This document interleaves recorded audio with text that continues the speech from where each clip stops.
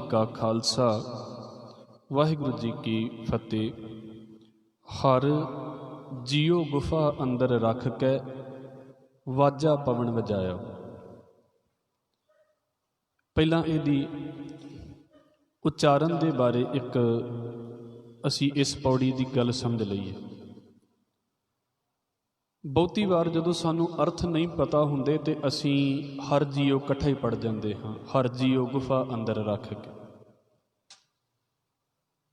अजकल तो बड़ी साडे सामने वेखो कमाल की सहूलत है कि साडे सामने पाठ लिखिया भी आ रहा, तो जिथे जिथे आपां विश्राम देना है, स्पेस देना है, उत्थे वेखो वो जिहड़ा टैक्सट है वह कलर होर है। हर दे अगे जियो का कलर होर है, इहदा मतलब है भी हरी तो बाद च रुक जाना है। फिर कै दे अगे विश्राम का इत्थों सानू पता लगता। ये बड़ियां सहूलतां ने, तुहाडे मोबाइल दे विच भी ये सहूलत है। बहुत सारिया ऐप्स इदां दियां ने जो सानू नहीं पता लगता भी किहड़ा विश्राम कित्थे लाउणा है, कित्थे करना है, तो वो सानू उन्हां तो हैल्प मिल सकती है। पर जदों असीं गुरु ग्रंथ साहब तो पाठ करांगे फिर तो सानू इदां दी हैल्प नहीं ना मिलेगी। इस करके सानू उहदी प्रैक्टिस करनी पवेगी। किसी वेले एक गल जिंदगी दे विच इक्को वार ही दसी जाती है, बाद दे विच दसण दा ना सुणन दा कदी मौका मिलता है। इस करके गुरबाणी दे उत्ते साडी पकड़ इदां दी होनी चाहिदी है। असी आखिरी जिदन पौड़ी नूं विचारांगे वो फिर इत्थे वो गल जाडी समझ दे विच आवेगी। एक बार कीती हुई गल जां एक बार दस्या होया विश्राम जिहड़ा है वो सानू नहीं भुलना चाहिए, तो उदों तक तो खास करके नहीं भुलना चाहिए जदों तक उहदे नवें अर्थ जां नवीं विचार उहदे बारे सानू नहीं पता लग गई। इस करके गुरबाणी दे विच कदी कदी शब्द हर जियो इकट्ठा भी आउंदा है। तुसी बहुत बार शब्द नूं पढ़दे हो, कीर्तन दे विच सुणदे हो, हर जियो निमाणिया तू मान, निचीजिया चीज करे मेरा गोबिंद, तेरी कुदरत कौ कुरबान। उत्थे हर जियो पाठ इकट्ठा है। उत्थे हरी नूं जी किया गया है, जिद्दां अपने घर दे वड्डे दे नाल जी शब्द वरतदे हाँ, जियो शब्द उत्थे इकट्ठा वरतिया गया है। इत्थे हरी शब्द वखरा है तो जियो शब्द वखरा है। इत्थे तीन चीज़ां की गल हो रही है। एक हरी की गल हो रही है, इत्थे एक गल हो रही है गुफा की, ते एक गल हो रही है साडे जी की।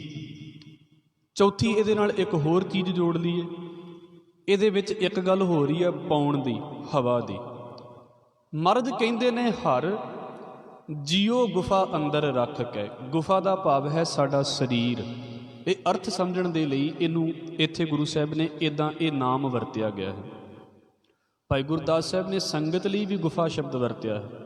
मतलब गुफा का की हुंदा है, जिथे किसी जानवर का रहण का टिकाणा हुंदा है। इसे तरह असी संगत दे विच आके बैठते हाँ, संगत लई भी गुफा शब्द वरतिया गया, भाई गुरदास साहब दे वल्लों वरतिया गया। हुण इत्थे साडे शरीर दे लई एक गुफा शब्द वरतिया गया है। दातार कहते ने हर जियो गुफा अंदर रख के। मैं बार बार इस करके इनू दोहरा रहा हाँ कि तुसी जदों कल नूं नितनेम करोगे तो नितनेम करदियां भी ये चीज़ चेते आ गई तो अपने आप सही हो जाएगी। जे कल ही चेते नहीं आई तो फिर ये दोबारा दे विच ते कदी याद ही नहीं हो सकती। ये तो हो ही नहीं सकता ना कभी। इस करके उन्होंने कल जां जदों भी असीं पाठ सुनते हाँ उदों ये चीज़ चेते आवे भी इहदा विश्राम इवें है। हरी ने जियो नूं गुफा दे अंदर रख के, ये इदां अनवय करके असीं अर्थ पढ़ांगे। हर जियो गुफा अंदर रख के, हरी ने जियो नूं गुफा दे अंदर रख के की कीता है, वाजा पवन वजाया। हवा का एक साज वजा दिता है, साडे अंदर हवा का वाजा वजा दिता है। ये साडे शरीर की खेड ते साडे शरीर के बारे गल की गई है कि मालक ने की कीता है, इस शरीर दे विच साडा आत्मा टिका दिता है। जियो का भाव है आत्मा। ये तुसी भी समझदे जे कि दो चीज़ों का सुमेल है साडी बॉडी। एक है साडा जिहड़ा बाहर का स्ट्रक्चर नज़र आ रहा है, ढांचा नज़र आ रहा है, ਇੱਕ ਇਹਦੇ ਅੰਦਰ ਜਿਹੜਾ ਆਤਮਾ ਕੰਮ ਕਰਦਾ ਪਿਆ ਹੈ, ਜਿਹਨੂੰ ਜੋਤ ਵੀ ਕਿਹਾ ਗਿਆ ਹੈ, ਜਿਹਨੂੰ ਆਤਮਾ ਵੀ ਕਿਹਾ ਗਿਆ ਹੈ, ਜਿਹਨੂੰ ਇੱਥੇ ਸਤਿਗੁਰੂ ਨੇ ਜੀਓ ਕਹਿ ਦਿੱਤਾ ਹੈ। ਜੇ ਇਹ ਨਾ ਹੋਵੇ, ਅੱਖਾਂ ਹੋਣ ਦੇ ਬਾਵਜੂਦ ਵੀ ਬੰਦਾ ਨਹੀਂ ਵੇਖ ਸਕਦਾ। ਕਿਉਂਕਿ ਆਪਾਂ ਪਿੱਛੇ ਵੀ ਇਸ ਗੱਲ ਨੂੰ ਵਿਚਾਰ ਕੇ ਆਏ ਹਾਂ ਕਿ ਜਿਹੜਾ ਬੰਦਾ ਚੜ੍ਹਾਈ ਕਰ ਜਾਂਦਾ ਹੈ, ਉਹਦੀਆਂ ਅੱਖਾਂ ਕੱਢ ਕੇ ਤੇ ਡੋਨੇਟ ਕੀਤੀਆਂ ਜਾ ਸਕਦੀਆਂ ਨੇ ਕਿ ਹੋਰ ਵੀ ਵੇਖ ਸਕਦਾ ਹੈ। ਉਹਦੇ ਕਿੰਨੇ ਸਰੀਰ ਦੇ ਅੰਗ ਨੇ ਜਿਹੜੇ ਉਹਦੇ ਵਿੱਚੋਂ ਕੱਢ ਕੇ ਤੇ ਬਦਲ ਕੇ ਦੂਸਰੇ ਦੇ ਵਿੱਚ ਪਾ ਦਿੱਤੇ ਜਾਂਦੇ ਨੇ, ਉਹਦੇ ਵਿੱਚ ਉਹ ਫਿਰ ਉਵੇਂ ਹੀ ਕੰਮ ਕਰਨ ਲੱਗ ਪੈਂਦੇ ਨੇ ਜਾ ਕੇ। ਕਿੰਨਾ ਕੁਝ ਟਰਾਂਸਪਲਾਂਟ ਹੋ ਰਿਹਾ ਹੈ, ਤੁਸੀਂ ਇਸ ਗੱਲ ਨੂੰ ਪੜ੍ਹ ਕੇ ਵੇਖਦੇ ਜੇ। ਅੱਗੇ ਲੋਕ ਹੋਰ ਇਹਦੇ ਵਿੱਚ ਜ਼ਿਆਦਾ ਅਵੇਅਰ ਹੋ ਰਹੇ ਨੇ, ਪਰ ਜਿਹੜਾ ਚੜ੍ਹਾਈ ਕਰ ਗਿਆ ਹੈ ਉਹਦੇ ਲਈ ਉਹ ਕਿਸੇ ਵੀ ਕੰਮ ਦੀਆਂ ਨਹੀਂ ਨੇ। ਦੂਸਰੇ ਦੇ ਵਿੱਚ ਉਹੀ ਅੱਖਾਂ ਕੰਮ ਕਰ ਸਕਦੀਆਂ ਨੇ, ਜਿਹੜਾ ਚੜ੍ਹਾਈ ਕਰ ਗਿਆ ਹੈ ਉਹਦੇ ਲਈ ਉਹ ਕਿਸੇ ਵੀ ਕੰਮ ਦੀਆਂ ਨਹੀਂ ਨੇ। ਇਹਦਾ ਮਤਲਬ ਹੈ ਕਿ ਜੇ ਜੀਓ ਹੈ, ਜੇ ਆਤਮਾ ਅੰਦਰ ਹੈ, ਤੇ ਅੱਖਾਂ ਹੋਣ ਦੇ ਬਾਵਜੂਦ ਬੰਦਾ ਵੇਖ ਲਵੇਗਾ। ਤੇ ਜੇ ਜੀਓ ਨਹੀਂ ਹੈ ਅੰਦਰ, ਉਹ ਖਤਮ ਹੋ ਗਿਆ ਹੈ, ਹੰਸ ਉੱਡ ਗਿਆ ਹੈ, ਜਿਹਨੂੰ ਅਸੀਂ ਪੜ੍ਹਿਆ ਹੈ ਪਿੱਛੇ ਵੀ, ਆਤਮਾ ਨਿਕਲ ਗਿਆ ਹੈ, ਜੀਓ ਨਿਕਲ ਗਿਆ ਹੈ, ਅੱਖਾਂ ਹੋਣ, ਕੰਨ ਹੋਣ, ਦਿਲ ਹੋਣ, ਸਾਡੇ ਲਈ ਤੇ ਬਿਲਕੁਲ ਕਿਸੇ ਕੰਮ ਦਾ ਨਹੀਂ ਹੈ। ਜਿਹੜੇ ਬੰਦੇ ਦਾ ਸਰੀਰ ਹੈ ਉਹਦੇ ਲਈ ਤੇ ਬਿਲਕੁਲ ਕਿਸੇ ਕੰਮ ਦਾ ਨਹੀਂ, ਕਿਉਂਕਿ ਉਹਦੇ ਵਿੱਚੋਂ ਤਾਂ ਖਤਮ ਹੋ ਗਿਆ ਹੈ ਸਾਰਾ ਕੁਝ। ਹਜ਼ੂਰ ਕਹਿੰਦੇ ਨੇ ਮਹਾਰਾਜ ਨੇ ਖੇਡ ਬਣਾਈ ਹੈ ਹਰੀ ਨੇ, ਜੀਓ ਗੁਫਾ ਅੰਦਰ ਰੱਖ ਕੇ। ਇਕੱਲਾ ਸਰੀਰ ਇਹ ਨਹੀਂ ਹੈ ਵੀ ਜਿਹਦਾ ਕੰਮ ਸਿਰਫ ਇੱਦਾਂ ਵੀ ਬਸ ਜੋ ਫਿਜ਼ੀਕਲੀ ਨਜ਼ਰ ਆ ਰਿਹਾ ਤਾਂ ਬਸ ਇੱਥੇ ਹੀ ਗੱਲ ਖਤਮ ਹੋ ਗਈ ਹੈ। ਧਰਮ ਇੱਥੇ ਤੱਕ ਗੱਲ ਨਹੀਂ ਖਤਮ ਕਰ ਦਿੰਦਾ। ਹਾਂ, ਹੋ ਸਕਦਾ ਹੈ ਪੜ੍ਹਾਈ ਇਸ ਗੱਲ ਨੂੰ ਕਹਿੰਦੀ ਹੋਵੇ, ਜਾਂ ਅੱਜ ਕੱਲ੍ਹ ਦੀ ਸੌਖੀ ਸਿੱਖਿਆ ਇਸ ਗੱਲ ਦੇ ਉੱਤੇ ਹੈ ਵੀ ਜਿਹੜੀ ਚੀਜ਼ ਤੁਹਾਨੂੰ ਨਜ਼ਰ ਨਹੀਂ ਆਉਂਦੀ ਤੁਸੀਂ ਉਹਨੂੰ ਕੰਡੈਮ ਕਰ ਦਿਓ, ਜਿਹੜੀ ਚੀਜ਼ ਦੇ ਬਾਰੇ ਤੁਹਾਨੂੰ ਸਮਝ ਨਹੀਂ ਹੈ ਤੁਸੀਂ ਲਕੀਰ ਮਾਰ ਦਿਓ। ਔਰ 100 ਜਾਣੇ ਇੱਕ ਪਾਸੇ ਹੋ ਕੇ ਲਕੀਰ ਮਾਰ ਦੇਣ ਤੇ ਫਿਰ ਬਹੁਤਿਆਂ ਨੂੰ ਇੰਝ ਲੱਗਣ ਲੱਗ ਪੈਂਦਾ ਵੀ 100 ਜਾਣੇ ਬੋਲਦੇ ਪਏ ਨੇ, ਗਲਤ ਥੋੜ੍ਹਾ ਹੋਣਗੇ। ਇਹਨੂੰ ਕੀ ਕਿਹਾ ਜਾਂਦਾ ਹੈ? ਲਾਈ ਲੱਗ ਹੋ ਕੇ ਚੱਲਣ ਵਾਲਾ ਕੰਮ। ਵੀ ਜੇ 100 ਜਾਣੇ ਨੇ ਕਹਿ ਦਿੱਤਾ ਵੀ ਇਹ ਨਹੀਂ ਹੈ, ਤੇ ਅਗਲੇ ਨੇ ਇਹ ਨਹੀਂ ਸੋਚਣਾ ਵੀ ਮੈਂ ਵੇਖਾਂ ਵੀ ਇਹ ਵਾਕਿਆ ਹੀ ਹੈ ਕਿ ਨਹੀਂ ਹੈ, ਉਹ ਵੀ ਪਿੱਛੇ ਲੱਗਾ ਜਾ ਰਿਹਾ ਵੀ ਸ਼ਾਇਦ ਹਾਂ 100 ਜਾਣੇ ਕਹਿ ਰਹੇ ਕਿਤੇ ਗਲਤ ਥੋੜ੍ਹਾ ਹੋਣਗੇ। ਆਪਣੀ ਖੋਜ ਕੋਈ ਨਹੀਂ, ਨਾ ਆਤਮਾ ਵਾਲੇ ਪਾਸੇ ਤੋਂ, ਨਾ ਜੀਓ ਵਾਲੇ ਪਾਸੇ ਤੋਂ, ਨਾ ਰੱਬ ਵਾਲੇ ਪਾਸੇ ਤੋਂ। ਇਹਨੂੰ ਕਿਹਾ ਜਾਂਦਾ ਹੈ ਭਾਵੇਂ ਕੋਈ ਪੜ੍ਹਿਆ ਲਿਖਿਆ ਹੋਵੇ ਤੇ ਭਾਵੇਂ ਅਨਪੜ੍ਹ ਹੋਵੇ, ਜਿਨਨੇ ਸਿਰਫ ਸਰੀਰ ਦਾ ਜੀਣਾ ਜਿਹੜਾ ਹੈ ਉਹ ਇਹਨਾਂ ਇੰਦਰੀਆਂ ਤੱਕ ਤੇ ਇਸ ਬੋਡੀ ਤੱਕ ਹੀ ਸੀਮਤ ਰੱਖ ਲਿਆ ਹੈ ਵੀ ਇਸ ਬੋਡੀ ਤੋਂ ਅੱਗੇ ਕੁਝ ਨਹੀਂ ਹੈ। ਭਾਵੇਂ ਕਿ ਸ਼ੁਰੂਆਤ ਇੱਥੇ ਹੀ ਹੈ ਤੇ ਜੋ ਕੁਝ ਹੋਣਾ ਹੈ ਉਹ ਇਸੇ ਬੋਡੀ ਦੇ ਦੁਆਰਾ ਹੀ ਹੋਣਾ ਹੈ। ਪਰ ਜਿਹੜੇ ਕਹਿੰਦੇ ਨੇ ਨਾ ਵੀ ਬਸ ਇੱਥੇ ਹੀ ਗੱਲ ਖਤਮ ਹੋ ਗਈ ਹੈ, ਸਰੀਰ ਦੇ ਉੱਤੇ ਹੀ ਖਤਮ ਹੋ ਗਈ ਹੈ, ਉਹਨਾਂ ਲਈ ਖਾਣ ਪੀਣ ਤੋਂ ਉੱਤੇ ਜ਼ਿੰਦਗੀ ਕੁਝ ਵੀ ਨਹੀਂ ਹੈ, ਕੁਝ ਵੀ ਨਹੀਂ ਹੈ। ਉਹ ਫਿਰ ਭਾਵੇਂ ਇਸ ਕਰਕੇ ਪੜ੍ਹਦੇ ਪਏ ਨੇ ਵੀ ਅਸੀਂ ਜ਼ਿੰਦਗੀ ਦੇ ਵਿੱਚ ਕੁਝ ਕਰਨਾ ਹੈ, ਪਰ ਸਿਰਫ ਇਸ ਕਰਕੇ ਪੜ੍ਹਦੇ ਪਏ ਨੇ ਵੀ ਉਹਨਾਂ ਦਾ ਖਾਣਾ ਪੀਣਾ ਸੋਹਣਾ ਹੋ ਜਾਵੇ। ਇਹਦੇ ਤੋਂ ਵੱਧ ਉਹਨਾਂ ਲਈ ਪੜ੍ਹਾਈ ਦਾ ਵੀ ਕੋਈ ਮਕਸਦ ਨਹੀਂ ਰਹਿ ਜਾਂਦਾ। ਇਸ ਕਰਕੇ ਤੁਸੀਂ ਵੇਖਦੇ ਜੇ ਬਹੁਤ ਪੜ੍ਹਾਈ ਹੈ ਪੱਲੇ, ਪਰ ਸਮਝ ਦਾ ਲੈਵਲ ਥੱਲੇ ਆ ਗਿਆ। ਸਾਰਿਆਂ ਦਾ ਨਹੀਂ, ਪਰ ਬਹੁਤੀ ਵਾਰ ਇੱਦਾਂ ਹੋ ਰਿਹਾ। ਸਤਿਗੁਰੂ ਕਹਿੰਦੇ ਨੇ 2 ਚੀਜ਼ਾਂ ਦਾ ਸੁਮੇਲ ਹੈ ਆ ਸਾਡਾ ਸਰੀਰ। ਇਹਦੇ ਵਿੱਚ 2 ਚੀਜ਼ਾਂ ਨੇ। ਮੈਂ ਗੁਰੂ ਅੰਗਦ ਸਾਹਿਬ ਮਹਾਰਾਜ ਜੀ ਦਾ ਬਚਨ ਆਪ ਜੀ ਦੇ ਨਾਲ ਕਈ ਵਾਰ ਸਾਂਝਾ ਕਰਦਾ ਹੁੰਨਾ, ਤੇ ਨਾਲ ਸਤਿਗੁਰੂ ਜੀ ਦੀ ਬਾਣੀ ਦਾ ਇੱਕ ਹੋਰ ਬਚਨ ਹੈ। ਹਜ਼ੂਰ ਦਾ ਬਚਨ ਹੈ, ਜਿਚਰ ਤੇਰੀ ਜੋਤ ਤਿਚਰ ਜੋਤੀ ਵਿੱਚ ਤੂੰ ਵਰਤੈ ਵਿਣ ਜੋਤੀ ਕੋਈ ਕਿਛ ਕਰਿਓ ਦਿਖਾ ਸਿਆਣੀ ਹੈ। ਹਜ਼ੂਰ ਕਹਿੰਦੇ ਜਿੰਨਾ ਚਿਰ ਸਾਡੇ ਵਿੱਚ ਤੇਰੀ ਜੋਤ ਵਰਤਦੀ ਹੈ ਨਾ, ਉਨਾ ਚਿਰ ਜੀਵ ਤੁਰ ਫਿਰ ਲੈਂਦੇ ਨੇ। ਤੇ ਜਿੱਦਣ ਇਹ ਜੋਤ ਨਿਕਲ ਜਾਂਦੀ ਹੈ, ਕੋਈ ਹਿੰਮਤ ਕਰਕੇ ਵਿਖਾ ਦੇਵੇ ਵੀ ਮੈਂ ਤੁਰ ਲਵਾਂ, ਕੋਈ ਨਹੀਂ ਤੁਰ ਸਕਦਾ। ਉਹਨੂੰ ਸਤਿਗੁਰੂ ਫਿਰ ਇੱਦਾਂ ਕਹਿ ਰਹੇ ਨੇ ਕਿ ਇਹਨੂੰ ਸਮਝਣ ਦੀ ਕੋਸ਼ਿਸ਼ ਕਰੋ। ਇਸ ਸਰੀਰ ਨੂੰ ਬਸ ਇੱਦਾਂ ਨਾ ਖਤਮ ਕਰ ਦਿਓ ਵੀ ਜੋ ਤੁਹਾਡੇ ਸਾਹਮਣੇ ਨਜ਼ਰ ਆ ਰਿਹਾ ਤੇ ਗੱਲ ਖਤਮ ਹੋ ਗਈ। ਇਹਦੇ ਅੰਦਰ ਇੱਕ ਹੋਰ ਚੀਜ਼ ਵਰਤਦੀ ਪਈ ਹੈ, ਜਿਹੜਾ ਅਸਲ ਦੇ ਵਿੱਚ ਸਾਡੇ ਸਰੀਰ ਨੂੰ ਚਲਾ ਰਿਹਾ ਹੈ, ਜਿਹਦੇ ਕਰਕੇ ਸਰੀਰ ਦੇ ਵਿੱਚ ਸੱਤਿਆ ਹੈ। ਮੈਂ ਇੱਕ ਵਾਰ ਸੋਚਦਾ ਹਾਂ ਕਿ ਆਪਣਾ ਹੱਥ ਚੁੱਕ ਕੇ ਤੇ ਇੱਥੇ ਰੱਖ ਦੇਣਾ ਹੈ। ਵਾਰ-ਵਾਰ ਤੇ ਮੈਨੂੰ ਸੋਚਣਾ ਵੀ ਨਹੀਂ ਪੈਂਦਾ, ਆਟੋਮੈਟਿਕਲੀ ਹੋ ਰਿਹਾ ਹੈ। ਹੱਥ ਤੇ ਮੁਰਦੇ ਦਾ ਵੀ ਉਹੀ ਹੁੰਦਾ ਹੈ, ਉਹ ਕਿਉਂ ਨਹੀਂ ਚੁੱਕ ਕੇ ਰੱਖ ਲੈਂਦਾ? ਮੈਂ ਕਹਿੰਦਾ ਹੈ ਜੀ ਇਹ ਸਾਰਾ ਕੁਝ ਕੌਨਸ਼ੀਅਸਨੈਸ ਦੇ ਕਰਕੇ ਹੁੰਦਾ ਹੈ। ਇਹ ਕੌਨਸ਼ੀਅਸਨੈਸ ਕੌਣ ਪਾ ਜਾਂਦਾ ਹੈ ਅੰਦਰ? ਔਰ ਜਿੰਨਾ ਚਿਰ ਜਿਉਂਦਾ ਹੈ ਉਹਨਾਂ ਚਿਰ ਰਹਿੰਦੀ ਹੈ, ਮਰਨ ਤੋਂ ਬਾਅਦ ਕਿੱਦਾਂ ਖਤਮ ਹੋਈ ਜਾ ਰਹੀ ਹੈ ਬੰਦੇ ਦੇ ਅੰਦਰੋਂ। ਇਹ ਜਿਹੜੇ ਸਿਰਫ ਸਰੀਰ ਦੇ ਲੈਵਲ ਤੱਕ ਇਸ ਜ਼ਿੰਦਗੀ ਨੂੰ ਸਮਝਦੇ ਨੇ, ਉਹਨਾਂ ਨੇ ਬੰਦੇ ਨੂੰ ਪੱਥਰ ਤੋਂ ਵੱਧ ਕੁਝ ਨਹੀਂ ਸਮਝਿਆ। ਜਿੱਦਾਂ ਕੁਝ ਪੱਥਰ ਇੱਕ ਥਾਂ ਤੇ ਸਟੇਬਲ ਰਹਿੰਦੇ ਨੇ ਤੇ ਕੁਝ ਨਦੀ ਦਾ ਰੋਡ ਬਹੁਤਾ ਤੇਜ਼ ਆਵੇ ਤੇ ਉਹ ਪਾਣੀ ਦੇ ਵਿੱਚ ਰੁੜਨਾ ਸ਼ੁਰੂ ਹੋ ਜਾਂਦੇ ਨੇ, ਥੋੜ੍ਹੇ ਬਹੁਤੇ ਇੱਧਰ ਉੱਧਰ ਹੋਈ ਜਾਂਦੇ ਨੇ। ਫਿਰ ਅਸੀਂ ਵੀ ਉੱਦਾਂ ਦੇ ਪੱਥਰ ਆ ਕਿ ਥੋੜ੍ਹੀ ਜਿਹੀ ਮੂਵਮੈਂਟ ਤਾਂ ਕਰ ਸਕਦੇ ਹਾਂ ਪਰ ਕਰਦੇ ਕੁਝ ਵੀ ਨਹੀਂ। ਇਹ ਜਿਹੜਾ ਸਰੀਰ ਹੈ ਇਹਦੇ ਵਿੱਚ ਇੱਕ ਤਾਕਤ ਮਾਲਕ ਦੇ ਵੱਲੋਂ ਪਾਈ ਹੋਈ ਹੈ ਜੀਓ ਦੀ, ਸਾਡਾ ਆਤਮਾ ਇਹਦੇ ਅੰਦਰ ਹੈ। ਔਰ ਸਤਿਗੁਰੂ ਕਹਿੰਦੇ ਨੇ ਫਿਰ ਇਸ ਸਰੀਰ ਨੂੰ ਤੇ ਇਸ ਆਤਮਾ ਨੂੰ ਇੱਕ ਚੀਜ਼ ਨੇ ਜੋੜ ਕੇ ਰੱਖਿਆ ਹੋਇਆ ਹੈ। ਉਹ ਜਿਹੜੀ ਚੀਜ਼ ਨੇ ਜੋੜ ਕੇ ਰੱਖਿਆ ਹੋਇਆ ਹੈ ਉਹ ਹੈ ਹਵਾ। ਅਸੀਂ ਸਾਰੀ ਹਵਾ ਦੇ ਆਸਰੇ ਜਿਉਂਦੇ ਰਹਿਣ ਵਾਲੇ ਹਾਂ। ਸਾਡਾ ਪਹਿਲਾ ਜ਼ਿੰਦਗੀ ਦੇ ਵਿੱਚ ਸਭ ਤੋਂ ਲੋੜ ਵਾਲੀ ਜਿਹੜੀ ਚੀਜ਼ ਹੈ ਉਹ ਸਾਡੇ ਲਈ ਹਵਾ ਹੀ ਹੈ।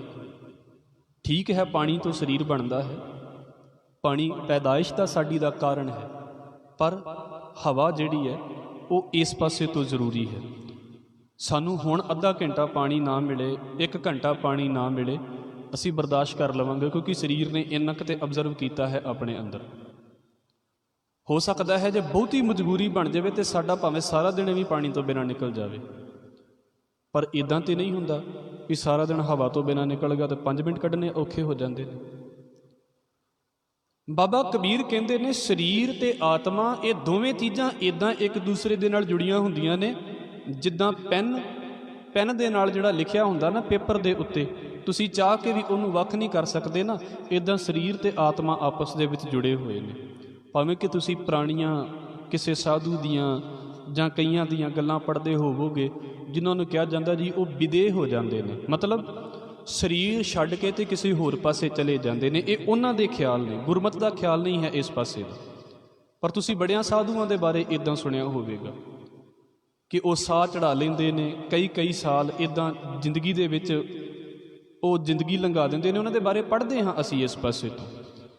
ਪਰ ਸਤਿਗੁਰੂ ਕੀ ਕਹਿ ਰਹੇ ਨੇ, ਸਾਡਾ ਸਰੀਰ ਤੇ ਸਾਡਾ ਆਤਮਾ ਇੱਕ ਦੂਸਰੇ ਨਾਲ ਬਿਲਕੁਲ ਚਿਪਕੇ ਹੋਏ ਨੇ, ਬਿਲਕੁਲ ਜੁੜੇ ਹੋਏ ਨੇ। ਦੂਸਰਾ ਪਾਸਾ, ਹਾਲਾਂਕਿ ਇੱਕ ਦਿਨ ਇਦਾਂ ਆਉਂਦਾ ਹੈ ਸਰੀਰ ਤੇ ਆਤਮਾ ਬਿਲਕੁਲ ਅੱਡ ਹੋ ਜਾਂਦੇ ਨੇ, ਵੱਖ ਹੋ ਜਾਂਦੇ ਨੇ। ਸਰੀਰ ਚਾਹ ਕੇ ਵੀ ਇਹਨੂੰ ਫੜ ਕੇ ਨਹੀਂ ਰੱਖ ਸਕਦਾ। ਮਹਾਰਾਜ ਕਹਿੰਦੇ ਨੇ ਹੰਸ ਚੱਲਿਆ ਤੂੰ ਪਿੱਛੇ ਰਹੀਆਂ ਛੁੱਟੜ ਹੋਈਆਂ ਨਾਰੀ। ਇਦਾਂ ਦੀ ਹਾਲਤ ਹੋ ਜਾਵੇਗੀ ਜਿੱਦਾਂ ਘਰ ਦੇ ਵਿੱਚ ਕੋਈ ਪੁਰਾਣੀ ਚੜ੍ਹਾਈ ਕਰ ਜਾਂਦਾ ਹੈ ਤੇ ਪਿਛਲਿਆਂ ਦੇ ਕੋਲ ਸਿਰਫ ਵਿਰਲਾਪ ਰਹਿ ਜਾਂਦਾ ਹੈ। ਮਹਾਰਾਜ ਕਹਿੰਦੇ ਸਰੀਰ ਰਹਿ ਜਾਵੇਗਾ ਰੋਣ ਦੇ ਲਈ, ਆਤਮਾ ਤੇ ਵਿੱਚੋਂ ਨਿਕਲ ਜਾਵੇਗਾ।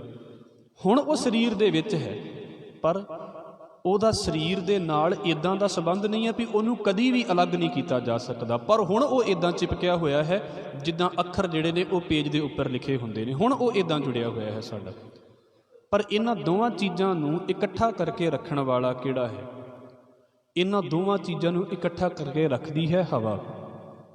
ਹਵਾ ਸਾਡੀ ਜ਼ਿੰਦਗੀ ਦਾ ਆਸਰਾ ਹੈ, ਪਰ ਮਾਫ ਕਰਨਾ ਅਸੀਂ ਸਿਰਫ ਹਵਾ ਕਰਕੇ ਹੀ ਜਿਉਂਦੇ ਨਹੀਂ ਰਹਿੰਦੇ। ਇਦਾਂ ਕਹਿ ਲਈਏ ਵੀ ਗੱਡੀ ਦਾ ਆਸਰਾ ਹੈ ਪੈਟਰੋਲ, ਪੈਟਰੋਲ ਹੋਵੇਗਾ ਤਾਂ ਗੱਡੀ ਚੱਲੇਗੀ, ਪਰ ਇਹ ਤਾਂ ਨਹੀਂ ਕਹਿ ਸਕਦੇ ਵੀ ਪੈਟਰੋਲ ਹੀ ਗੱਡੀ ਹੈ। ਤੁਸੀਂ ਨਾਮ ਹੀ ਪਾਓਗੇ ਗੱਡੀ ਫਿਰ ਵੀ ਖੜੀ ਰਹਿ ਸਕਦੀ ਹੈ। ਸਾਡਾ ਸੰਸਾਰ ਦੇ ਵਿੱਚ ਸੰਬੰਧ ਬਣਾਉਣ ਦੇ ਲਈ ਹਵਾ ਬੜੀ ਜ਼ਰੂਰੀ ਹੈ। ਜੋ ਮੇਰੇ ਅੰਦਰ ਜਾ ਰਹੀ ਹੈ, ਅੰਦਰ ਤੋਂ ਬਾਹਰ ਆ ਰਹੀ ਹੈ, ਮੈਂ ਜੋ ਗੱਲ ਕਰਦਾ ਪਿਆ ਹਾਂ ਤੁਹਾਡੇ ਤੱਕ ਪਹੁੰਚਦੀ ਪਈ ਹੈ, ਇਹਦੇ ਵਿੱਚ ਹਵਾ ਦਾ ਬੜਾ ਵੱਡਾ ਯੋਗਦਾਨ ਹੈ, ਬਹੁਤ ਵੱਡਾ ਯੋਗਦਾਨ ਹੈ। ਪਰ ਇੱਕ ਗੱਲ ਹੈ, ਅਸੀਂ ਪ੍ਰੈਕਟਿਸ ਕਰਨ ਲੱਗ ਪਈਏ ਸਾਹ ਰੋਕਣ ਦੀ। ਕਈਆਂ ਨੂੰ ਸਾਹ ਰੋਕਣ ਦੀ ਪ੍ਰੈਕਟਿਸ ਹੋ ਜਾਂਦੀ ਹੈ, ਫਿਰ 10 ਮਿੰਟ 15 ਮਿੰਟ ਵੀ ਸਾਹ ਰੋਕ ਲੈਂਦੇ ਨੇ। ਕਈ ਪਾਣੀ ਦੇ ਵਿੱਚ ਜਿਹੜੇ ਲਗਾਤਾਰ, ਹੁਣ ਤੇ ਚਲੋ ਸਿਲੰਡਰ ਆ ਗਏ ਨੇ, ਪਹਿਲਾਂ ਜਿਹੜੇ ਟੁੱਬੀਆਂ ਮਾਰਨ ਵਾਲੇ ਹੁੰਦੇ ਸੀ ਉਹਨਾਂ ਦੀ ਪ੍ਰੈਕਟਿਸ ਹੁੰਦੀ ਸੀ। ਉਹਨਾਂ ਦੇ ਵਿੱਚ ਉਹੀ ਬੰਦਾ ਜਾਂਦਾ ਸੀ ਜਿਹਦਾ ਸਾਹ ਬੜਾ ਲੰਮਾ ਹੁੰਦਾ ਸੀ। ਪਾਣੀ ਦੇ ਵਿੱਚ ਸਾਹ ਕਿੱਥੇ ਆਵੇਗਾ? ਹਜ਼ੂਰ ਕਹਿੰਦੇ ਨੇ ਹਰ ਜੀਓ ਗੁਫਾ ਅੰਦਰ ਰੱਖ ਕੇ ਵਾਜਾ ਪਵਨ ਵਜਾਇਆ। ਹਵਾ ਦਾ ਵਾਜਾ ਵੱਜਦਾ ਪਿਆ ਹੈ। ਹਾਰਮੋਨੀਅਮ ਨੂੰ ਨਾ ਵਾਜਾ ਕਿਹਾ ਜਾਂਦਾ, ਤੁਸੀਂ ਸ਼ਾਇਦ ਇੱਥੋਂ ਜ਼ਿਆਦਾ ਗੱਲ ਸੌਖਾ ਸਮਝ ਆ ਜਾਵੇਗੀ। ਉਹਦੇ ਵਿੱਚ ਵੇਖੋ ਵਾਰ-ਵਾਰ ਪੱਖਾ ਮਾਰਨਾ ਪੈ ਰਿਹਾ। ਉਹ ਕੀ ਹੁੰਦਾ ਵੀ ਇੱਧਰੋਂ ਪੱਖਾ ਵੱਜਦਾ, ਉਹਦੇ ਵਿੱਚ ਹਵਾ ਭਰੀ ਜਾਂਦੀ ਹੈ, ਸੁਰ ਦਬਾਈ ਜਾਂਦੀ ਹੈ ਤੇ ਹਵਾ ਨਿਕਲ ਜਾਂਦੀ ਹੈ।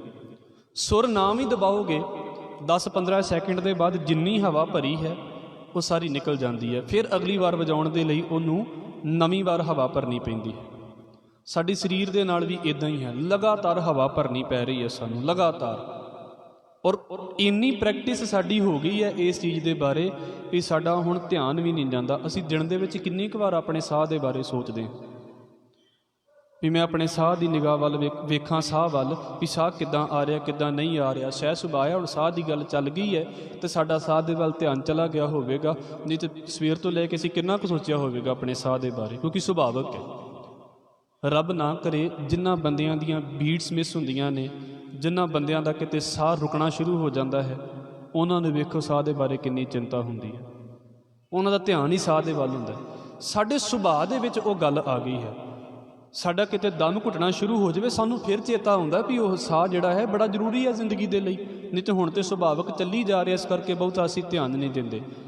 ਮਹਾਰਾਜ ਕਹਿੰਦੇ ਨੇ ਸਰੀਰ ਤੇ ਆਤਮਾ ਇਹ ਦੋ ਚੀਜ਼ਾਂ, ਸਰੀਰ ਦੇ ਅੰਦਰ ਆਤਮਾ ਨੂੰ ਮਾਲਕ ਨੇ ਟਿਕਾ ਕੇ ਤੇ ਹਵਾ ਦਾ ਇੱਕ ਵਾਜਾ ਵਜਾ ਦਿੱਤਾ ਹੈ, ਭਾਵ ਕਿ ਹਵਾ ਕਰਕੇ ਇਹ ਸਾਰਾ ਕੁਝ ਚੱਲਦਾ ਪਿਆ ਹੈ।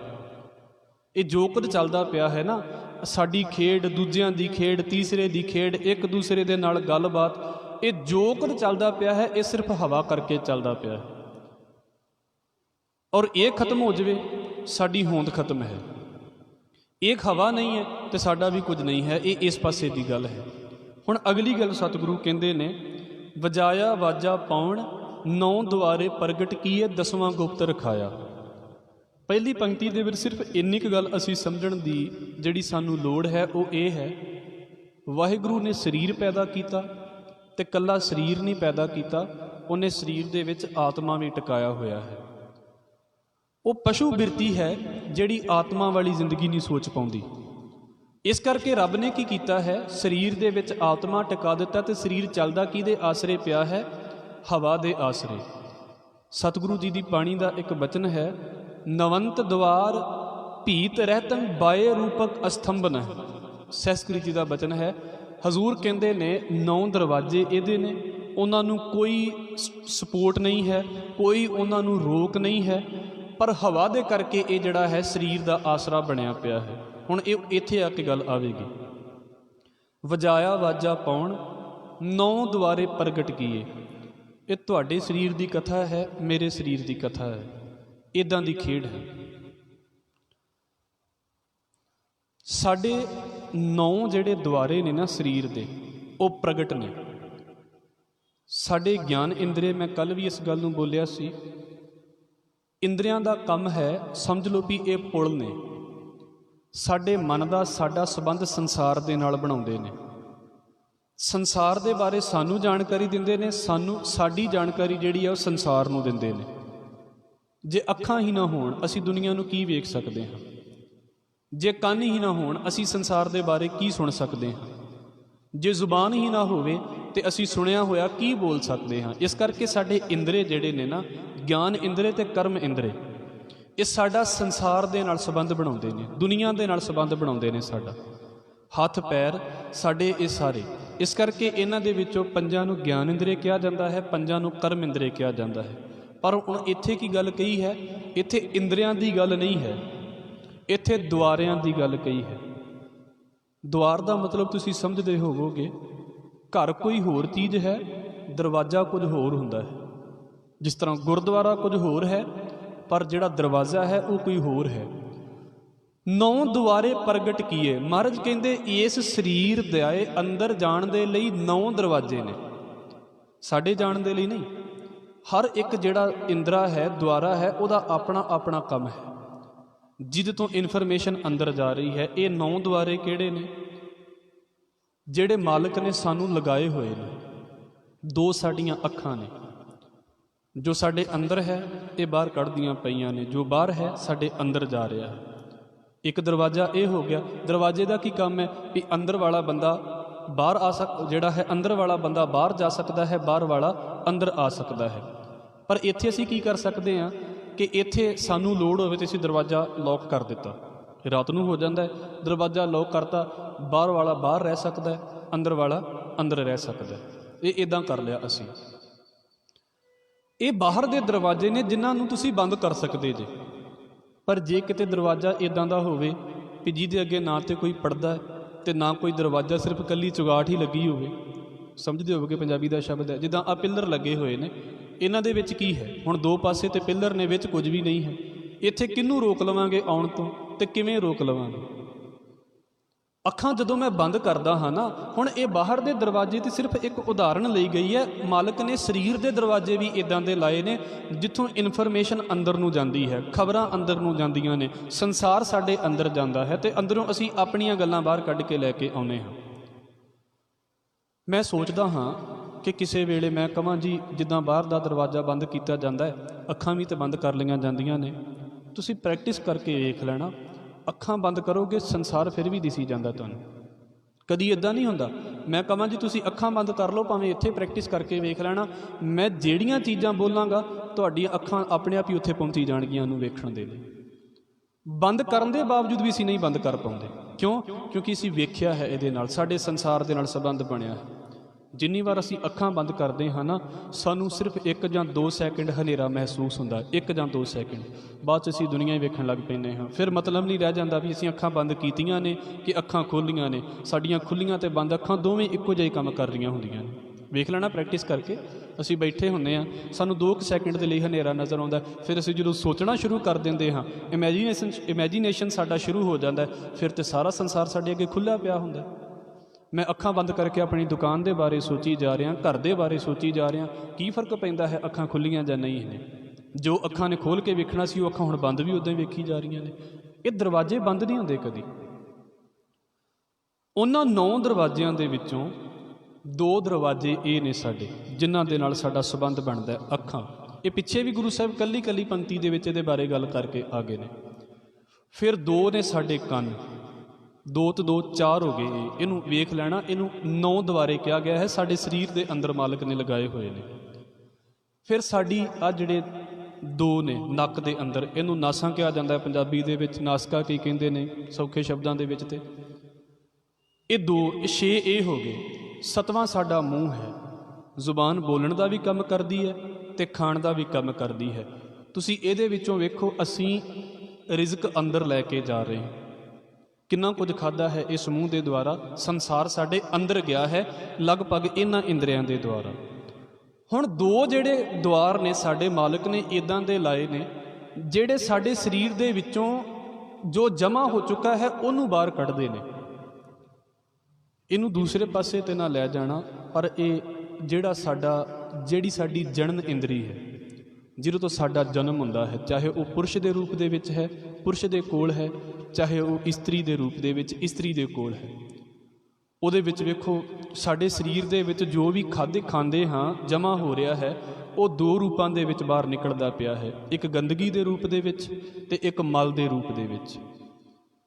ਇਹਨੂੰ ਮੈਂ ਫੇਰ ਦੁਹਰਾ ਦੇਵਾਂ, ਕਿਉਂਕਿ ਬਹੁਤੀ ਵਾਰ ਇਹੋ ਜਿਹੀਆਂ ਗੱਲਾਂ ਕੀਤੀਆਂ ਨਹੀਂ ਜਾਂਦੀਆਂ ਤੇ ਕਿਸੇ ਵੇਲੇ ਸੁਣਨਾ ਬੁਰਾ ਲੱਗ ਸਕਦਾ ਹੈ, ਪਰ ਮੈਂ ਆਪ ਜੀ ਦੇ ਅੱਗੇ ਰੱਖ ਦੇਵਾਂ, ਇਹ ਦਰਵਾਜ਼ੇ ਨੇ ਸਾਡੇ। ਔਰ ਗੁਰਬਾਣੀ ਨੇ ਬਹੁਤ ਵਾਰ ਇਹਨਾਂ ਦੀ ਵਿਆਖਿਆ ਕੀਤੀ ਹੈ। ਕਹਿਣ ਦਾ ਭਾਵ ਇਹ ਹੈ, ਜਿਹੜਾ ਉੱਪਰਲਾ ਸਾਡਾ ਪੋਰਸ਼ਨ ਹੈ ਨਾ, ਇਹ ਸਾਡੇ ਇਨਫੋਰਮੇਸ਼ਨ ਅੰਦਰ ਲੈ ਕੇ ਆਉਂਦਾ ਹੈ। ਜੋ ਅਸੀਂ ਖਾਂਦੇ ਹਾਂ ਉਹ ਆਪਣੇ ਆਪ ਹੀ ਇਹਨਾਂ ਦਰਵਾਜ਼ਿਆਂ ਤੋਂ ਬਾਹਰ ਨਿਕਲਦਾ ਜਾ ਰਿਹਾ ਹੈ। ਇਹ ਕੁਦਰਤੀ ਹੋ ਰਿਹਾ ਹੈ। ਉਹਨੂੰ ਸਤਿਗੁਰੂ ਕਹਿੰਦੇ ਨੇ 9 ਦੁਆਰੇ ਪ੍ਰਗਟ ਕੀਏ ਤੇ ਪ੍ਰਤੱਖ ਨੇ ਨਾ।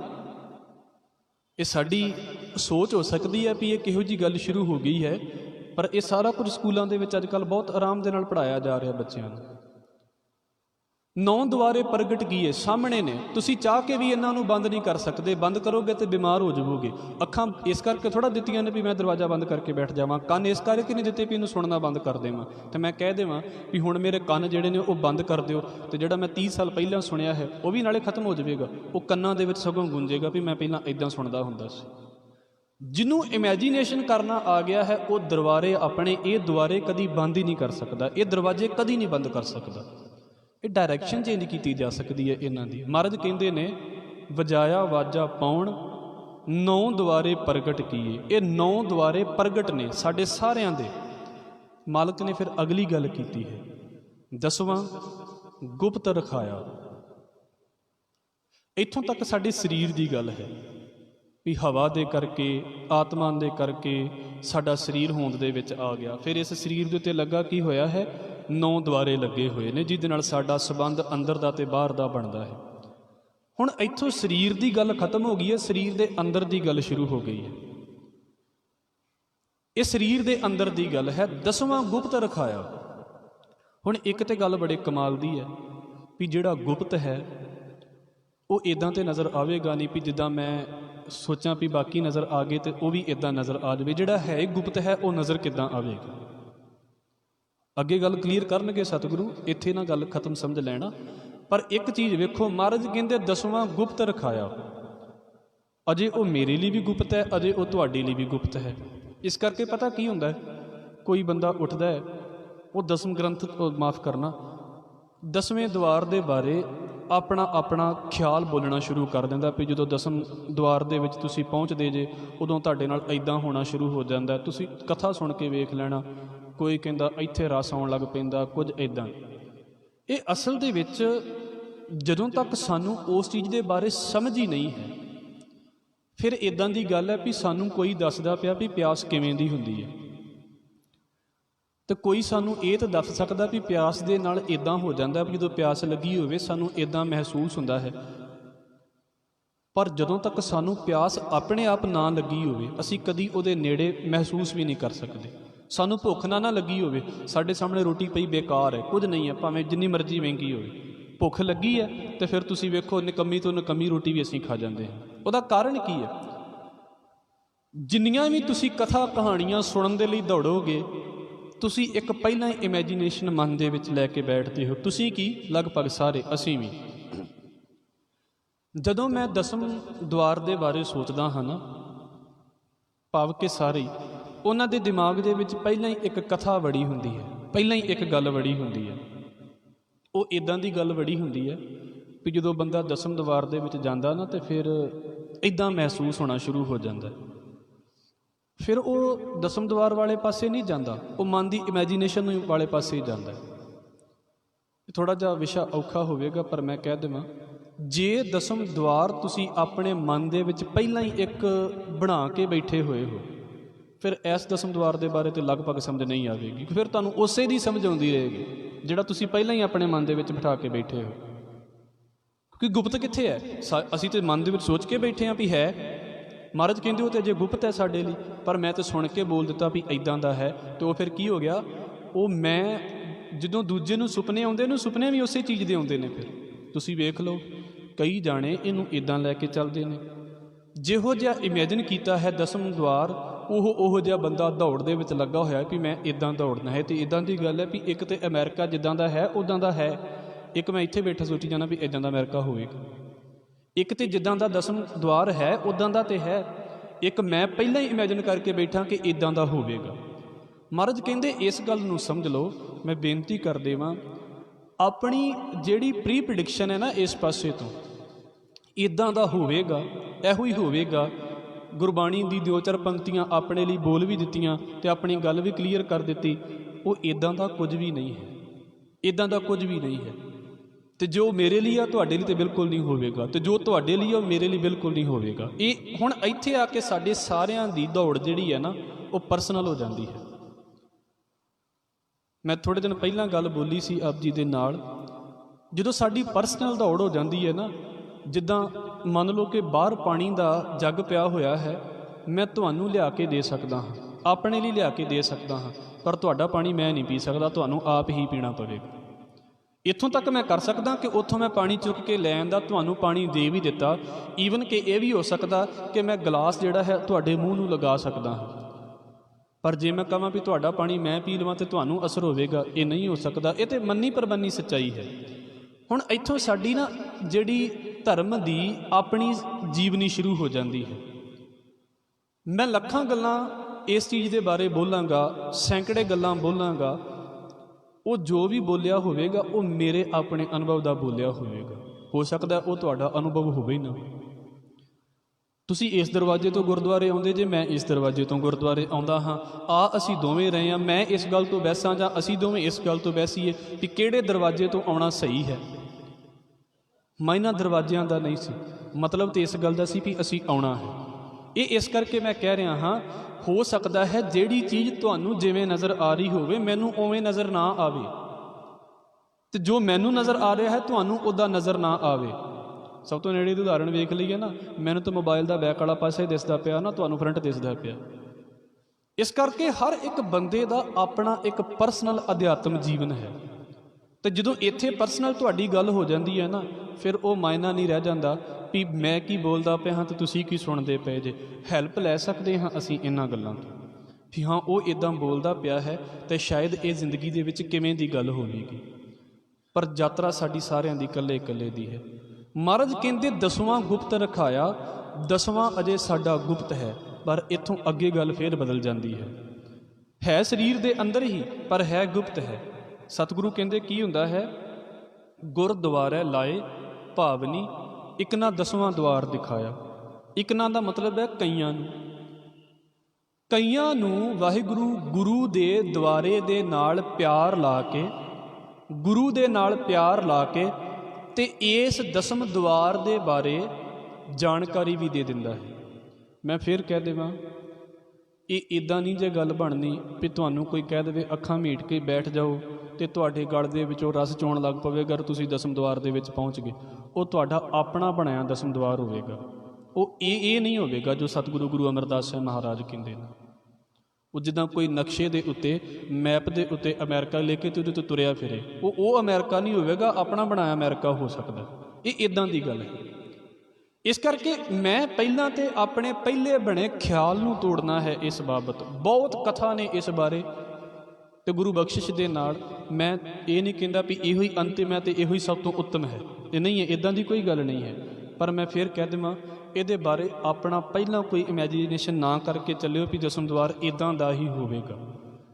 ਜਿੱਦਾਂ ਦਾ ਹੈ ਉੱਦਾਂ ਦਾ ਵੇਖਣ ਦੀ ਕੋਸ਼ਿਸ਼ ਕਰਿਓ। ਜਿਹੜੇ ਪਹਿਲੇ ਖਿਆਲ ਬਣੇ ਨੇ ਉਹਨੂੰ ਤੋੜ ਕੇ ਰੱਖ ਦਿਓ ਇਸ ਪਾਸੇ ਤੋਂ। ਜੋ ਤੁਸੀਂ ਸੁਣਿਆ ਹੈ, ਜੋ ਨਹੀਂ ਸੁਣਿਆ, ਉਹਨੂੰ ਖਤਮ ਕਰ ਦਿਓ ਆਪਣੇ ਅੰਦਰੋਂ ਵੀ ਇਹ ਕੀ ਹੈ ਜਾਂ ਕੀ ਨਹੀਂ ਹੈ। ਬਹੁਤਿਆਂ ਦਾ ਤਜਰਬਾ ਨਹੀਂ ਹੈ ਉਸ ਪਾਸੇ ਤੋਂ, ਕਈ ਤੇ ਕੰਡੈਮ ਕਰਨ ਤੇ ਲੱਗੇ ਹੋਏ ਨੇ ਵੀ ਕੁਝ ਵੀ ਨਹੀਂ ਹੈ।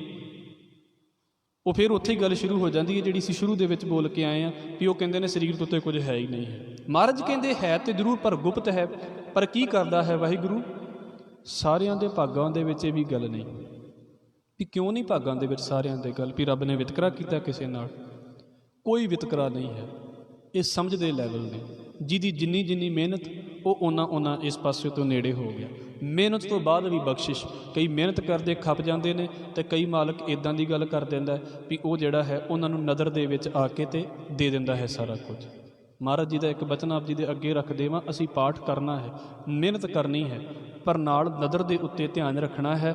ਬਾਬਾ ਫਰੀਦ ਜੀ ਦੇ ਸਲੋਕਾਂ ਦੇ ਵਿੱਚ ਸਤਿਗੁਰੂ ਗੁਰੂ ਨਾਨਕ ਸਾਹਿਬ ਮਹਾਰਾਜ ਜੀ ਦਾ ਬਚਨ ਹੈ, ਦਾਤੀ ਸਾਹਿਬ ਸੰਧੀਆਂ ਕਿਆ ਚੱਲੈ ਤਿਸ ਨਾਲ, ਇੱਕ ਜਾ ਗੰਦੇ ਨਾ ਲਹਨ, ਇੱਕ ਨਾ ਸੁੱਤਿਆਂ ਦੇ ਉਠਾਲ।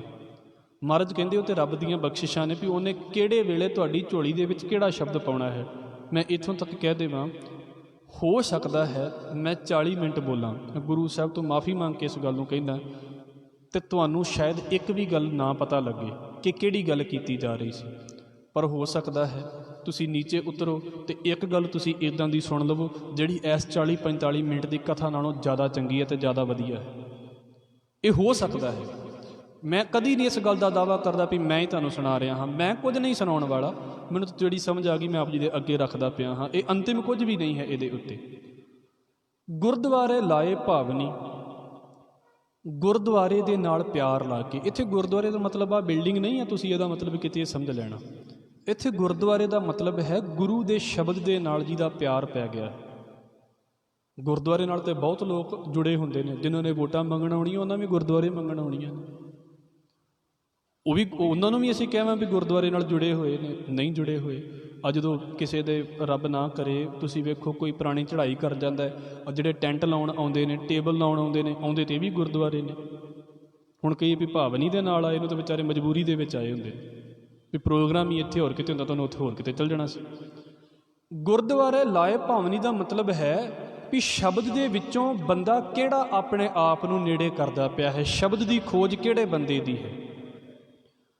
ਇੱਕ ਖੋਜ ਤੇ ਆਪਣੀ ਆ ਹੈ। ਮੈਂ ਵਾਰ-ਵਾਰ ਕਹਿ ਦੇਵਾਂ ਤੁਹਾਨੂੰ, ਕਿਉਂਕਿ ਮੈਨੂੰ ਬੇਨਤੀ ਕਰ ਦਿੰਦਾ ਹੁੰਦਾ ਮੈਂ, ਸਾਡੇ ਵਿੱਚ ਸ਼ਬਦ ਨੂੰ ਸਮਝਣ ਦਾ ਮਾਦਾ, ਸ਼ਬਦ ਨੂੰ ਫੜਨ ਦੀ ਜਿਹੜੀ ਪਕੜ ਹੈ ਨਾ, ਉਹ ਬਹੁਤ ਘੱਟ ਚੁੱਕੀ ਹੈ, ਬਹੁਤ ਘੱਟ ਚੁੱਕੀ ਹੈ।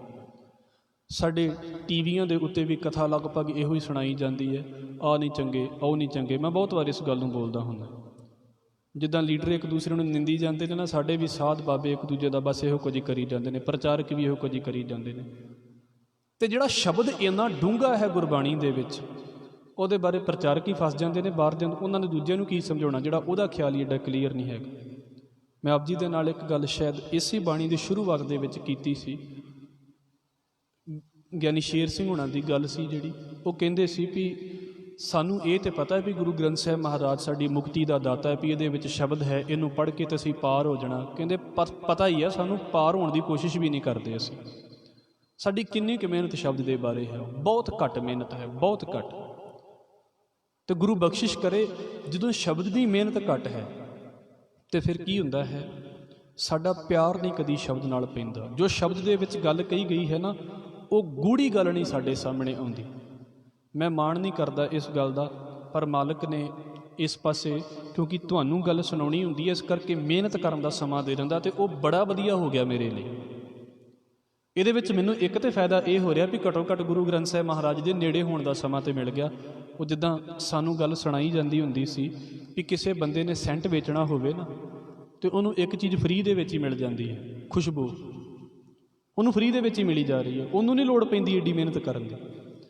ਬਸ ਇੱਦਾਂ ਦੀ ਗੱਲ ਹੈ।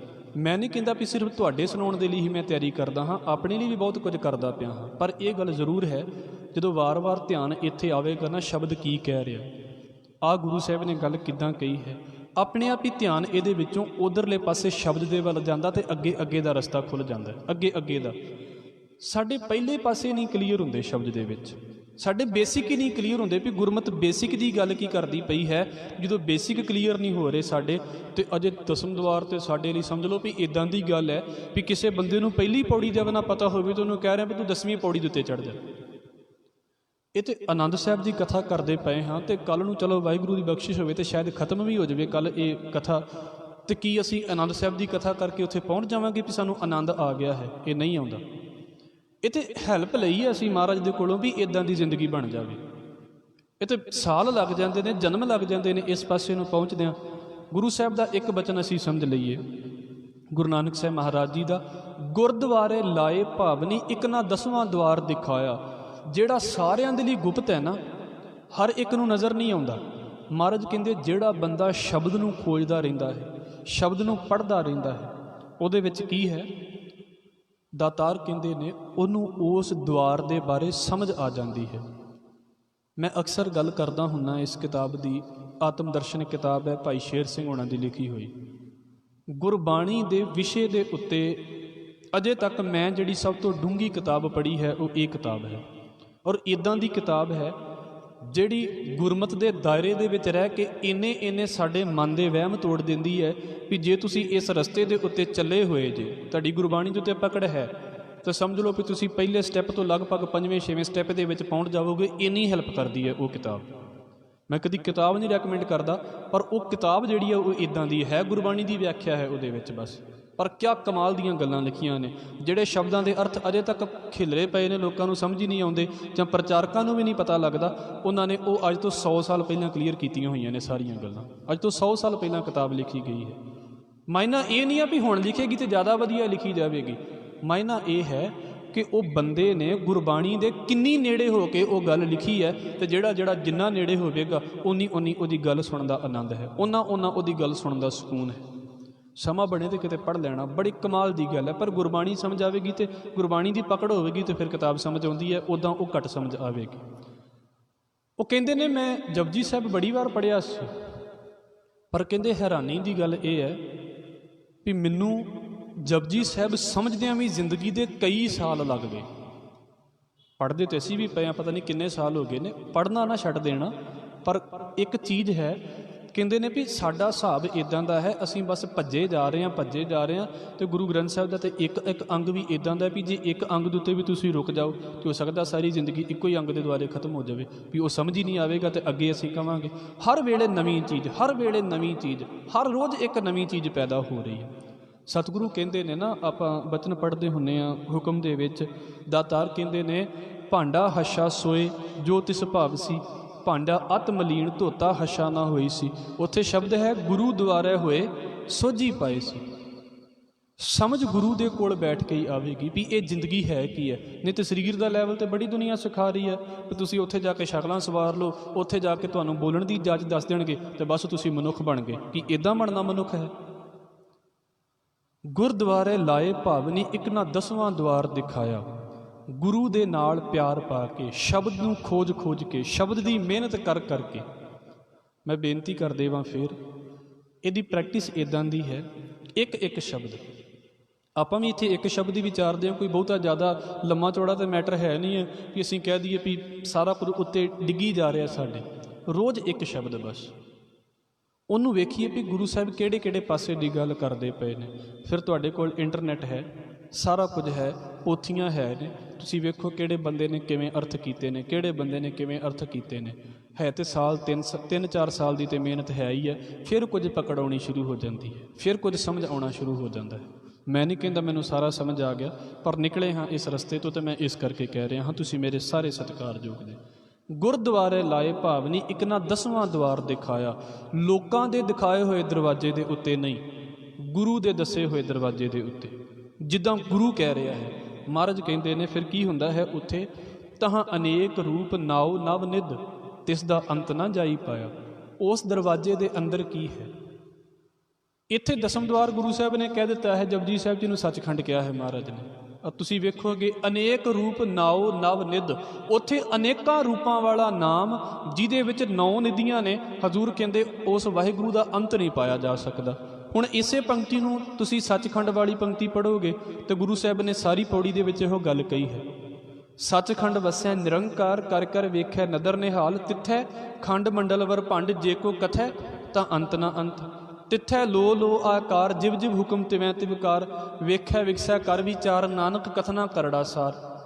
ਜੇ ਕੋ ਕਥੈ ਤਾਂ ਅੰਤ ਨਾ ਅੰਤ, ਤਿਸ ਦਾ ਅੰਤ ਨਾ ਜਾਈ ਪਾਇਆ। ਸੇਮ ਹੀ ਤੇ ਗੱਲ ਕੀਤੀ ਜਾ ਰਹੀ ਹੈ। ਮਹਾਰਾਜ ਕਹਿੰਦੇ ਬੋਲ ਕੇ ਵੀ ਉਸ ਦੇ ਬਾਰੇ ਨਹੀਂ ਬੋਲਿਆ ਜਾ ਸਕਦਾ, ਕਹਿ ਕੇ ਵੀ ਉਹਦੇ ਬਾਰੇ ਕੁਝ ਨਹੀਂ ਕਿਹਾ ਜਾ ਸਕਦਾ। ਤਹਾਂ ਅਨੇਕ ਰੂਪ ਨਾਉ ਨਵ ਨਿਧ, ਇਹ ਤੇ ਇਦਾਂ ਦੀ ਗੱਲ ਹੈ ਵੀ ਜਿਹੜਾ ਉਸ ਦਰਵਾਜ਼ੇ ਦੇ ਪਾਰ ਜਾ ਕੇ ਕੁਝ ਪਾਣੀ ਪੀ ਕੇ ਆ ਗਿਆ ਹੈ, ਉਹ ਦੱਸ ਤੇ ਸਕਦਾ ਹੈ ਵੀ ਇਦਾਂ ਦੀਆਂ ਚੀਜ਼ਾਂ ਨੇ, ਪਰ ਆਪਣੇ ਨਾਲ ਥੋੜ੍ਹਾ ਲੈ ਕੇ ਆ ਗਿਆ ਹੈ। ਦੂਜਾ ਜਾ ਕੇ ਵੇਖੇਗਾ ਤੇ ਫਿਰ ਹੀ ਹੈ। ਮੈਂ ਇਹਨੂੰ ਸੌਖਾ ਸਮਝ ਲਈਏ, ਇੱਕ ਗੱਲ ਕਹਿ ਕੇ ਤੇ ਫਿਰ ਆਪਾਂ ਸਮਾਪਤੀ ਕਰਾਂਗੇ। ਜੋ ਮੇਰੇ ਘਰ ਦੇ ਵਿੱਚ ਪਿਆ ਹੋਇਆ ਹੈ, ਹੋ ਸਕਦਾ ਹੈ ਮੈਂ ਕੱਲੀ ਕੱਲੀ ਚੀਜ਼ ਦੇ ਬਾਰੇ ਤੁਹਾਨੂੰ ਡਿਟੇਲ ਦੇ ਦੇਵਾਂ। ਤੁਹਾਡਾ ਆਪਣਾ ਮਨ ਵੀ ਉਹਦੇ ਬਾਰੇ ਕੁਝ ਪਿਕਚਰਾਈਜੇਸ਼ਨ ਕਰੇਗਾ ਵੀ ਹਾਂ ਸ਼ਾਇਦ ਉਹ ਚੀਜ਼ ਬੋਲਦਾ ਪਿਆ ਤੇ ਇਦਾਂ ਦੀ ਹੋਵੇਗੀ, ਪਰ ਇਦਾਂ ਤੁਸੀਂ ਮੇਰੇ ਘਰ ਥੋੜ੍ਹਾ ਪਹੁੰਚ ਜਾਓਗੇ। ਇਹੋ ਹੀ ਹਾਲ ਤੁਹਾਡੇ ਨਾਲ ਹੈ। ਤੁਸੀਂ ਮੈਨੂੰ ਦੱਸਣਾ ਸ਼ੁਰੂ ਹੋ ਜਾਓ ਤਾਂ ਮੈਂ ਤੁਹਾਡੇ ਘਰ ਥੋੜ੍ਹਾ ਪਹੁੰਚ ਜਾਵਾਂਗਾ। ਇੱਕ ਇਮੈਜਿਨ ਬਸ ਆਪਣੇ ਮਨ ਦੇ ਵਿੱਚ ਕਰ ਲਵਾਂਗਾ। ਮਹਾਰਾਜ ਕਹਿੰਦੇ ਨੇ ਇਹ ਚੀਜ਼ਾਂ ਇਦਾਂ ਦੀਆਂ ਨੇ ਕਿ ਉੱਥੇ ਪਹੁੰਚੇਗਾ ਕੋਈ ਤੇ ਫੇਰ ਹੀ ਸਮਝ ਲੱਗਦੀ ਹੈ, ਨਹੀਂ ਤੇ ਇਹ ਸਿਰਫ ਕਹਿਣ ਤੇ ਸੁਣਨ ਦੀਆਂ ਗੱਲਾਂ ਨੇ। ਤਿਸ ਦਾ ਅੰਤ ਨਾ ਜਾਈ ਪਾਇਆ, ਕਹੈ ਨਾਨਕ ਹਰ ਪਿਆਰੈ। ਨਾਨਕ ਆਖਦਾ ਹੈ, ਭਾਵ ਕਿ ਗੁਰੂ ਅਮਰਦਾਸ ਸਾਹਿਬ ਮਹਾਰਾਜ ਆਖਦੇ ਨੇ ਹਰ ਪਿਆਰੈ, ਪਿਆਰੇ ਹਰੀ ਨੇ ਜੀਓ ਗੁਫਾ ਅੰਦਰ ਰੱਖ ਕੇ। ਫਿਰ ਇਸ ਵਿਸ਼ਰਾਮ ਨੂੰ ਧਿਆਨ ਦੇ ਵਿੱਚ ਰੱਖਣਾ। ਸਾਡਾ ਆਤਮਾ ਗੁਫਾ ਦੇ ਵਿੱਚ, ਸਾਡੇ ਸਰੀਰ ਦੇ ਵਿੱਚ ਟਿਕਾ ਕੇ ਤੇ ਕੀ ਕਰ ਦਿੱਤਾ ਹੈ, ਵਾਜਾ ਪਵਨ ਵਜਾਇਆ, ਹਵਾ ਦਾ ਵਾਜਾ ਵਜਾ ਦਿੱਤਾ ਹੈ। ਜਿੰਨਾ ਚਿਰ ਇਹ ਵਾਜਾ ਵੱਜਦਾ ਪਿਆ ਹੈ, ਇਹ ਸਾਜ਼ ਵੱਜਦਾ ਪਿਆ ਹੈ, ਉਨਾ ਚਿਰ ਅਸੀਂ ਗਾ ਸਕਦੇ ਹਾਂ। ਉਨਾ ਚਿਰ ਇਹਨੂੰ ਗਾਉਣ ਦਾ ਯਤਨ ਕਰੀਏ, ਉਨਾ ਚਿਰ ਇਸ ਸਾਜ਼ ਨੂੰ ਸ਼ਬਦ ਦੇ ਨਾਲ ਸਮਝਣ ਦੀ ਕੋਸ਼ਿਸ਼ ਕਰੀਏ। ਉਨਾ ਚਿਰ ਜਿੰਨਾ ਚਿਰ ਇਹ ਹਵਾ ਚੱਲਦੀ ਪਈ ਹੈ ਨਾ, ਸ਼ਬਦ ਦੇ ਨੇੜੇ ਹੋਣ ਦੀ ਕੋਸ਼ਿਸ਼ ਕਰੀਏ। ਮਹਾਰਾਜ ਨੇ ਪੌੜੀ 'ਚ ਗੱਲ ਕਲੀਅਰ ਕਰ ਦਿੱਤੀ ਹੈ, ਮਤਾਂ ਕਿਤੇ ਸੋਚੋ ਵੀ ਸਾਰੇ ਹੀ ਪਹੁੰਚ ਜਾਣਗੇ। ਸਤਿਗੁਰੂ ਕਹਿੰਦੇ ਇੱਕ ਨਾ 10ਵਾਂ ਦੁਆਰ ਦਿਖਾਇਆ, ਕੋਈ ਵਿਰਲਾ ਇਸ ਪਾਸੇ ਪਹੁੰਚੇਗਾ।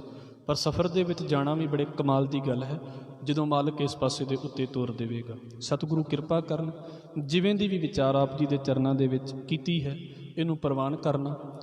ਹੋ ਸਕਦਾ ਹੈ ਕੱਲ੍ਹ ਅਸੀਂ ਅਗਲੀਆਂ ਜਿਹੜੀਆਂ 2 ਪੌੜੀਆਂ ਨੇ ਉਹਦੀ ਵਿਚਾਰ ਕਰਕੇ ਤੇ ਕੱਲ੍ਹ ਇਸ ਪੌੜੀ ਦੀ ਕੱਲ੍ਹ ਇਸ ਬਾਣੀ ਦੀ ਸਮਾਪਤੀ ਕਰ ਦੇਵਾਂਗੇ। ਅੱਗੇ ਜੋ ਮਹਾਰਾਜ ਸੇਵਾ ਲਾਵੇਗਾ ਫਿਰ ਵੇਖਦੇ ਹਾਂ ਕੀ ਬਣੇਗਾ। ਆਪ ਜੀ ਦੇ ਚਰਨਾਂ ਦੇ ਵਿੱਚ ਬੇਨਤੀ ਕਰਦਿਆਂ ਹੋਈਆਂ ਭੁੱਲਾਂ ਦੀ ਖਿਮਾ, ਫਤਿਹ ਨਾਲ ਸਾਂਝ ਪਾਓ ਜੀ।